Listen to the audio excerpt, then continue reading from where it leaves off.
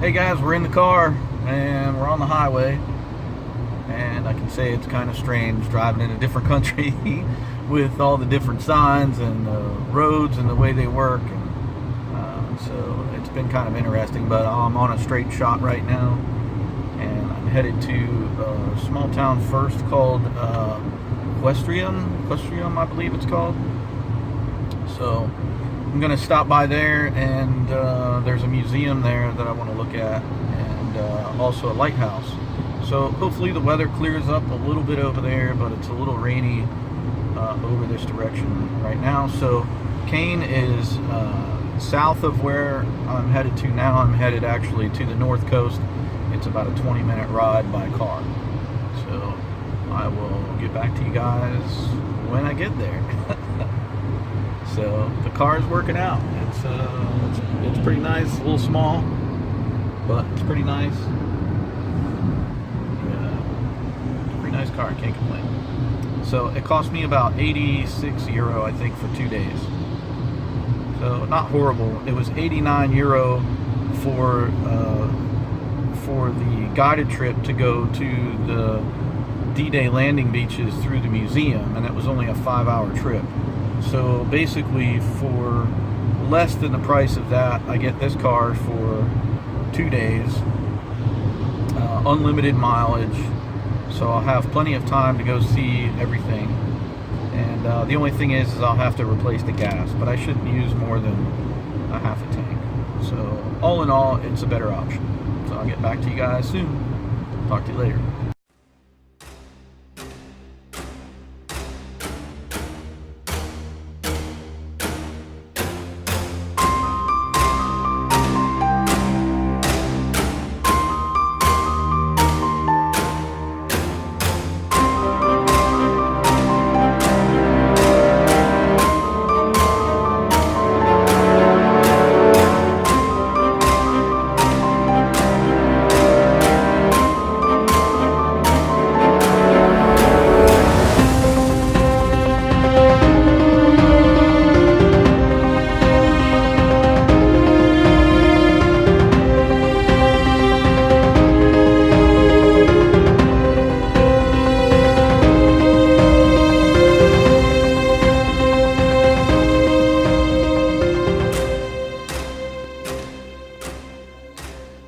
This is inside of an actual German bunker, and this is the medical area, and this is actual things that had been left here, discovered when they took the bunker, when the British took the bunker over. And as you can see, all the medical equipment. So this is the infirmary. And then over here, right next to the infirmary, is an actual quarters where the soldiers used to stay. And you can see how small it really was. And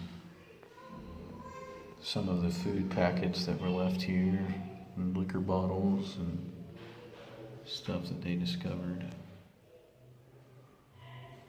The bunkers were actually really uniquely made, with exhaust systems.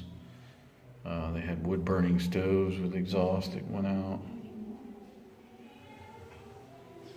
And it appears a lot of the Germans were small, because that bunk would be difficult to fit someone over 6 foot like myself in there. Cigars that were found here. Again, all of this stuff that is left in here was found inside this bunker when they took it over. German stamp.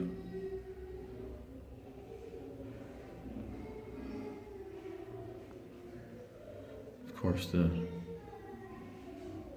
head of Hitler, or the bust of Hitler, so they all knew who they were fighting for.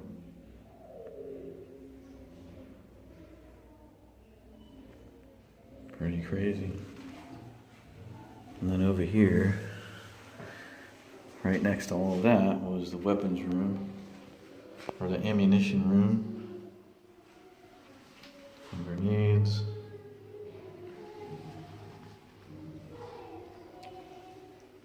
All of the weapons, canisters, helmets. It's just crazy. Rifles. Basically bazookas. All the soldiers would come here to get their weapons, and then over here is all the heavy stuff. Ammunition cases. Actual shells.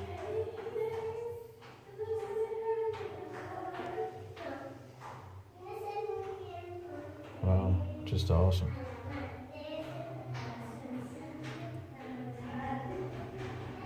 Have more for you to come. So now I'm entering the range finding room. And actually up here, which you can't go up, will take you up to where all of the cannons and mortars and stuff were. And then this is, you can feel and hear the breeze here. There's a little wood burning fireplace they had.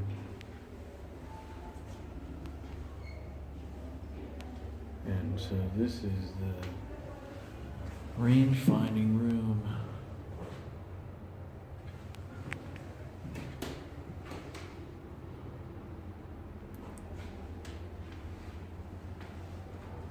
And there's the rangefinder. So basically, looking out all of these windows, you can see the coastline, and Osteron is where the Canadians and British landed. So from this vantage point, they could see the ships and the landing coming in. And then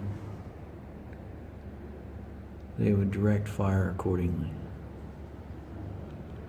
It's pretty crazy. And you can see these hinges up here. These obviously weren't here before. They were just hinges with metal doors on them. Sort of like this one here. And they just flapped down, so they weren't like resistant at all. But it's kind of crazy to be inside an actual German bunker that's on the beach of D-Day. And the Germans actually were in here. It's kind of crazy.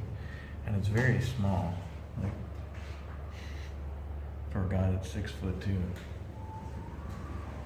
So, anyway, I'm gonna head back down because you can't get up to where the actual guns were at this point.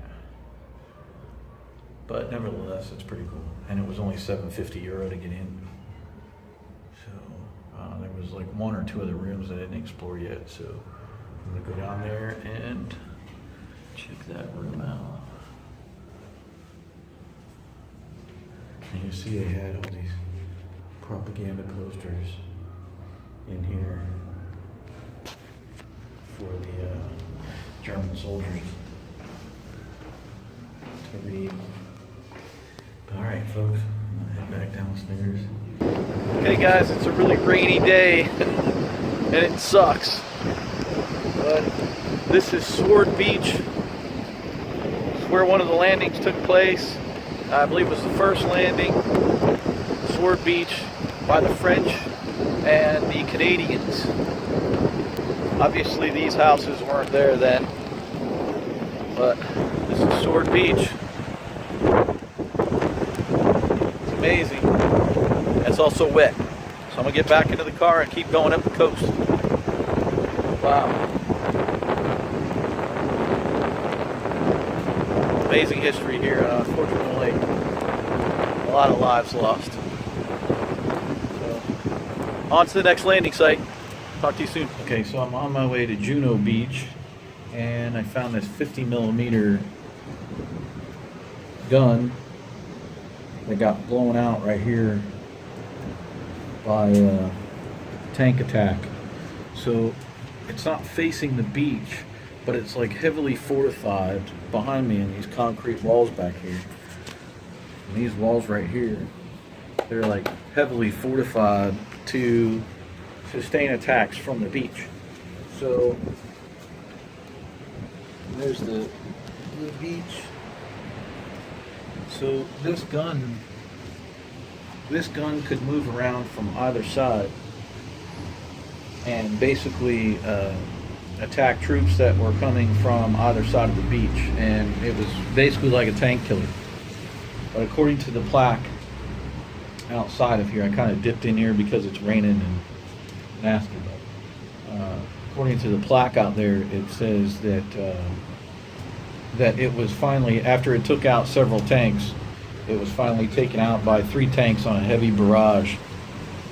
So what you can see over here on that wall is blown out, and then right here was where obviously a round went through, and it's kind of crazy because you can still see all the burn marks and shrapnel hits on the wall, and you can still even see right there some of the shrapnel from the shells that went off from the cannon. So pretty crazy.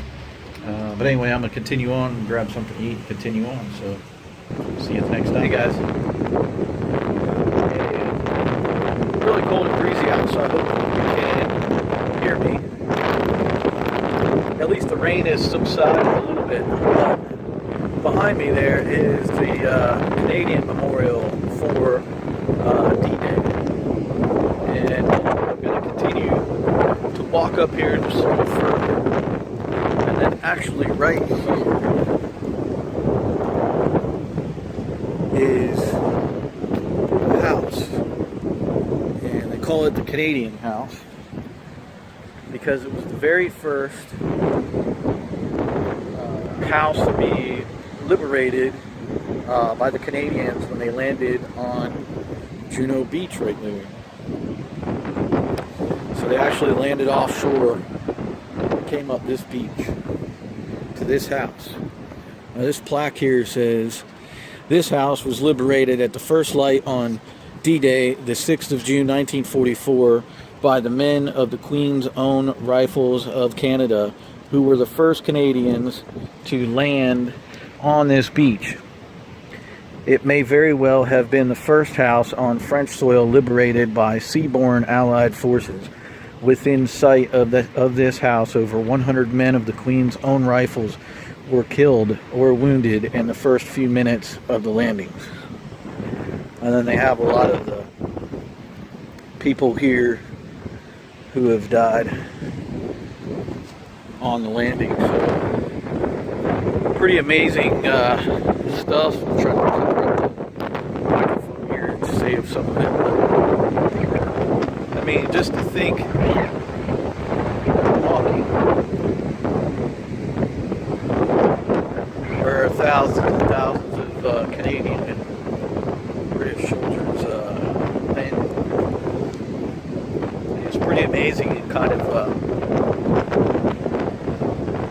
gives you goosebumps. I think that June of 1944, all those Allied ships came streaming across the English Channel over there. So, first beach was Sword. Now I'm at Juno. The next beach I'm heading to is Gold Beach. So, I will see you guys at Gold Beach. The day is running out fast, so I might be able to hit all the beaches and not all the museums, and come back tomorrow and do the museums. So I'll talk to you later from the beaches of Juno, D-Day 2017. Hey guys, okay, I have made it to Gold Beach. Gold Beach was where the British landed during D-Day. It's a 360. Just imagine what they ran up on as they came ashore on the beach right there. They had to go over this berm behind me, and then about 2 200 or 300 yards over this berm is a giant hill where the Germans had some artillery units and stuff placed. And then also behind me there, you see that's the top of old German artillery, like the one I took a picture of earlier. It's like an old artillery abutment or whatever you want to call it. But this was all this concrete here was actually part of a German defense that was obviously annihilated as they came ashore with, I believe it was the HMS British destroyer or something that was offshore on this area and sort of pummeled, pounded whatever was on the beachhead here. So that's why that artillery thing is pretty much destroyed. So it's you know, again, it's still raining. It's been kind of a crappy day, but I couldn't imagine. I mean, and there's just like all of this seaweed and stuff. I can see it there all the way up to those rocks. And then you can see where there was, I don't know what it is. It looks like it might have been like some sort of defense structure or something set up, but it runs all the way along the beach here. It's made out of wood, so I'm not sure what it was used for. But anyway, this is Gold Beach. So far I've done Sword, Juno, and now Gold. There's only 2 left where the Americans came in, and that's Omaha and Utah, and they're right over my shoulder, on the left shoulder there. You see that dark area sticking out? That's sort of the bridging point where the cliffs sort of come out. And that's where Omaha and Utah are. And those will make up the beaches. And I'll definitely come back tomorrow and get some more footage, and hopefully it's a better day, and hit some more of the museums. So I will get back to you guys soon. I'm hoping to finish this tour of all of the beaches out before it gets dark, so then I'll upload all of these videos tonight to give you guys an idea. I mean, it's just an absolute unbelievable experience. I can't even describe the feeling just standing here. I mean, it's just you know, where so many thousands and thousands of soldiers that day came here to liberate France on D-Day, June of 1944. From the amazing beach in northern France, Gold Beach, D-Day, backpacker.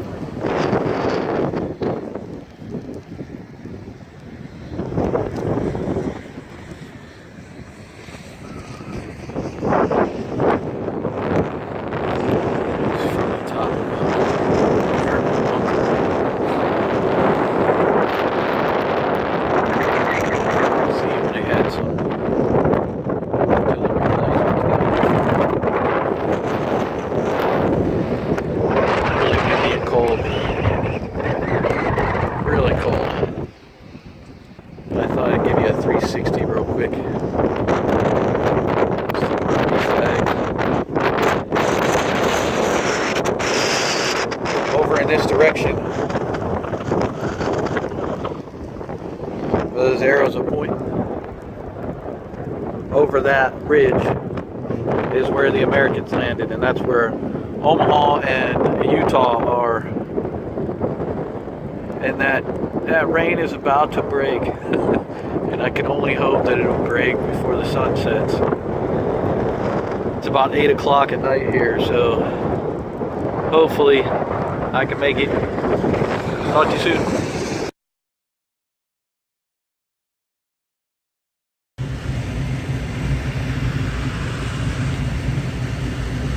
I just had to film some of this small French village on the coast.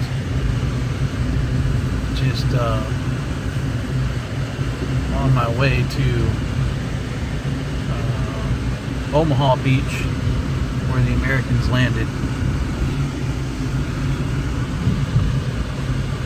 Just a really cool old French village back here. Okay, next up Omaha, hopefully before the sun sets. Hey guys. See ya. I have made Omaha Beach, where the Americans landed, and as you can see, the somewhat beautiful sunset behind me. But the beach is just massive. I mean, just imagine June of 1944, and the sand. I mean, it's got to be 200 yards at least of sand after they landed that they had to get through, and they were just open targets. So imagine, you know, over here along the beach lawn, there was those big iron, you know, steel X's and barbed wire and everything stretched all the way across. And wow. It's just, I gotta say, it is just truly, man, you just feel like you're walking on hollow ground. It's Backpacker Mike. See you at Utah.